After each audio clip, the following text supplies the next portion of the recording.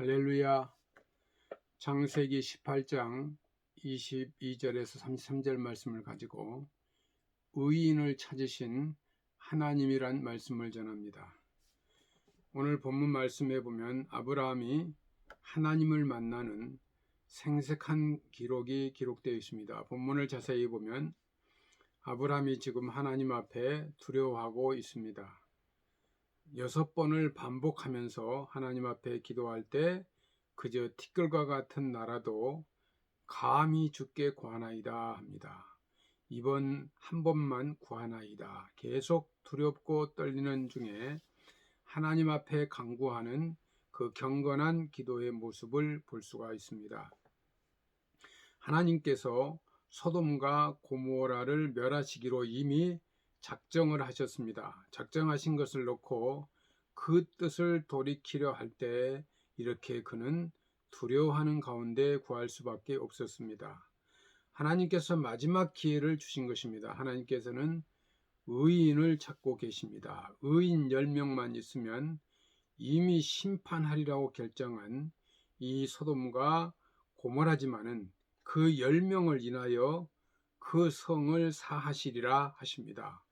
이 소돔과 고모라는 아름다운 곳이었습니다. 창세기 13장에 보면 아브라함과 조카 롯이 헤어질 때 높은 데 올라가서 롯을 보고 그 삼촌되는 아브라함이 말합니다.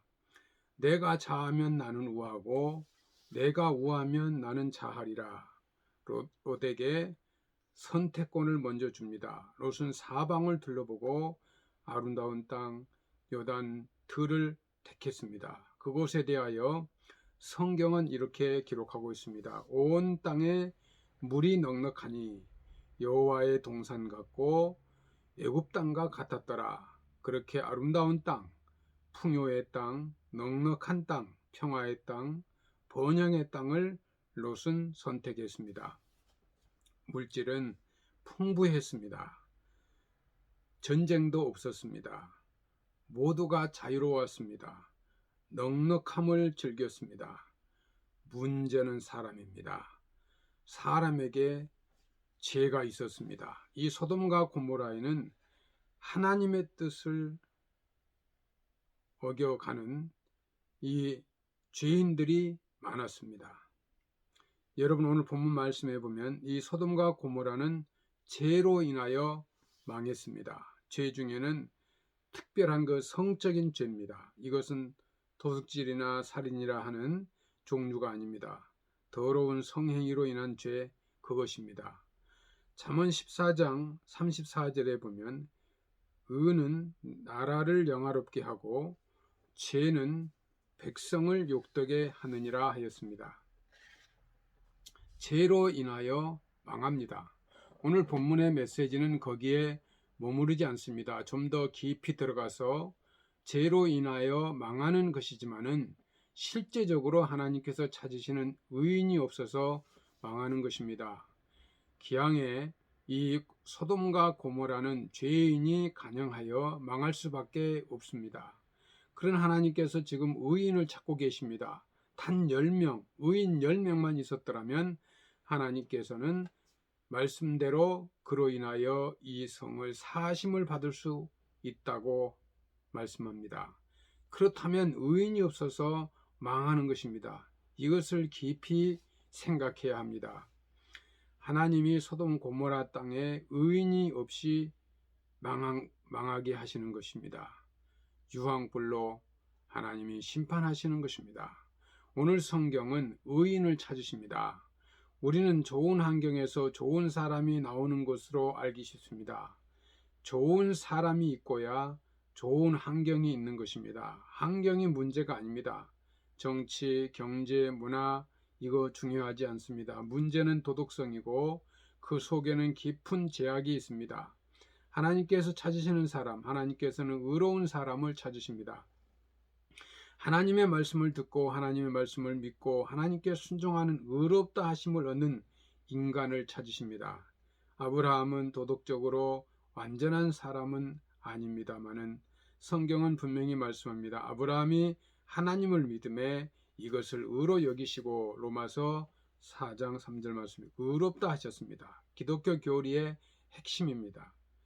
의롭다 하셔서 의인입니다. 아브라함은 하나님과 대화할 만큼 하나님께서 그를 사랑하시고 그를 인정하셨습니다.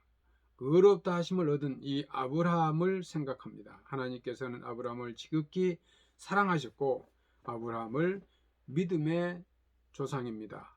최소한의 의인이 소돔에 10명이 있어야 했습니다. 예레미야 5장 1절의 말씀에 보면 예루살렘의 멸망을 앞두고 하나님께서는 말씀하십니다. 너희는 예루살렘 거리로 왕래하여 공의를 행하며 진리를 구하는 자를 한 사람이라도 찾으면 내가 이 성을 사하리라. 이렇게 안타까운 하나님의 가슴 아픈 절규가 있습니다.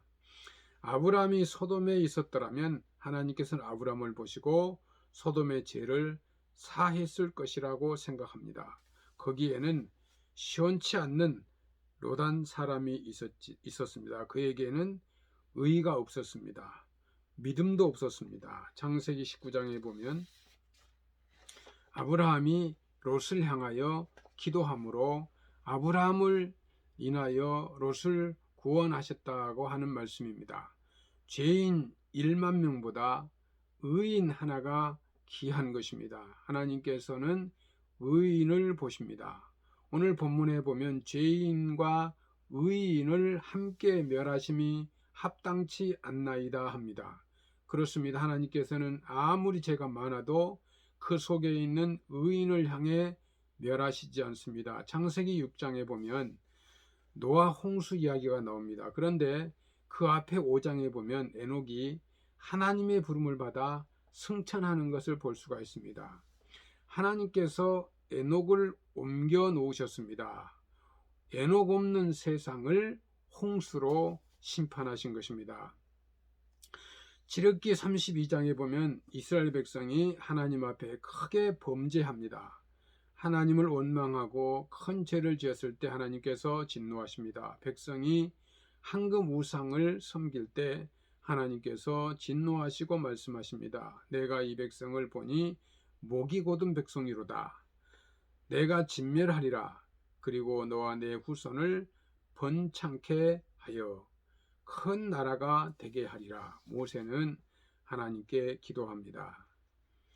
정이 이 백성을 진멸하시거든 당신의 기록하신 생명책에서 내 이름을 지워버리옵소서.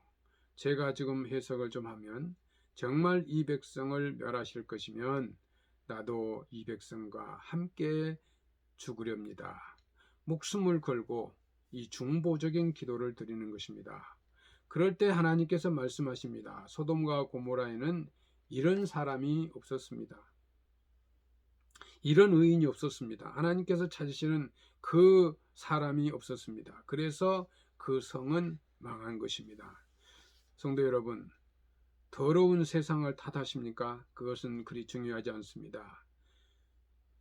전쟁 위협에 시달리십니까? 죄 없이 망하지 않습니다. 전쟁은 하나님의 손에 있습니다. 내가 하나님 앞에 하나님께서 찾으시는 그 사람이 되어야 하는 것입니다. 내가 하나님 앞에 그 사람이 되어야 합니다. 우리가 하나님 앞에 서서 아브라함처럼 기도할 것입니다. 내가 먼저 그 열 중에 하나가 되어야 할 것입니다. 하나님께서 찾으시는 의인처럼 바로 서게 될 때 하나님께서는 이 백성을 사하실 것입니다. 잘 아시는 대로 애굽의 보디발이라고 하는 사람은 우상을 섬기는 사람입니다. 요셉이 그 집에 있음으로써 요셉으로 말미암아 그 집에 은혜를 내리시는 하나님이십니다.